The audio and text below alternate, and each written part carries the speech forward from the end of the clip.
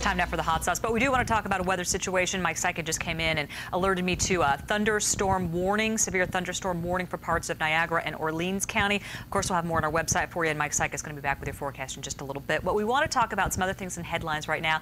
You know, graduation season is upon us, a really celebratory time for families and their graduates. But there is that moment when they walk across the stage, and a lot of them, it hit me when I did it, where you walk across the stage and you think, oh God, what next? Well, that does create anxiety for a lot of people. In the studio today, we have mental health counselor Lynn Shine, who's going to give us some insight on what parents can do, what graduates can do. How can we combat this a little bit, you know, because you are so excited. You've worked so hard for this. You're really celebrating.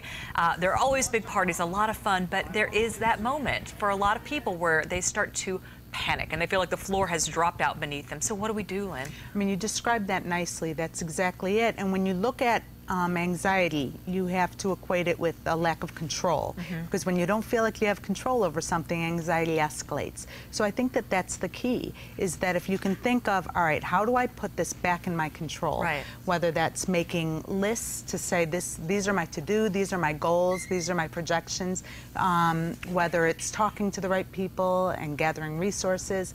That way someone feels in control versus not knowing what to do. Well, you know, and parents especially, they really want to help their children, who they're so proud of at this point because they have graduated from high school or college. But if their child is facing some anxiety, how as a parent do you reach out to them and help them? You want to give them a hand up, or do you want to give them a kick in the pants? You know, which way do you go with this? You know, your child will understand your style. But I really think you need to go with where they are. First of all, a lot of parents have their own agenda, and because we want the best for our children, but understand they're about to start their own life, and keep it in perspective that it's their life. So go with where they are. If they want to talk about it, talk with them.